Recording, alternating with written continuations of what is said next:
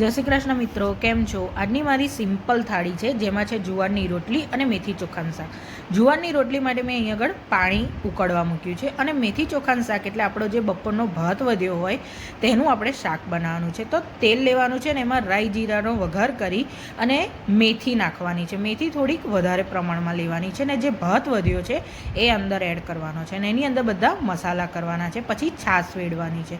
હવે એક બાજુ પાણી ઉકળી ગયું છે તેની અંદર મેં મીઠું નાખ્યું છે અને 1 ચમચી જેટલું તેલ લીધું છે. પછી પણ થોડી વાર પાણી આપણે બરાબર પાણી થોડું ઉકળી જાય એટલે આપણે જે લોટ લીધો છે તેને એની અંદર એડ કરવાનો છે. જેવી રીતના પાપડીનો લોટ આપણે બનાવીએ છીએ તેવી જ રીતના આ લોટને પણ મિક્સ કરી દેવાનો છે.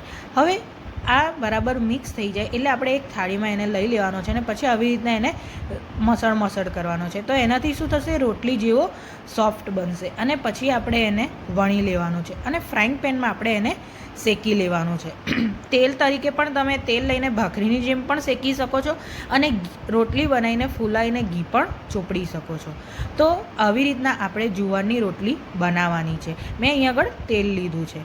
હવે મેથી ચોખા શાકની વાત કરું તો જ્યારે ઘરમાં કોઈ શાક ના હોય ને ત્યારે આ શાક આપણને બહુ જ હેલ્પફુલ થાય છે અને ખાવામાં પણ એકદમ ડિલિશિયસ લાગે છે. એની અંદર થોડો ગોળ પણ ઉમેરવાનો આવે છે એટલે દહીંની ખટાશ અને ગોળની મીઠાશથી એકદમ ખાટું મીઠું આપણું શાક પણ તૈયાર થાય છે. તો તૈયાર છે આપણી જુવારની રોટલી અને મેથી ચોખાનું શાક ડુંગળી અને પાપડ સાથે. જય શ્રી કૃષ્ણ, એન્જોય.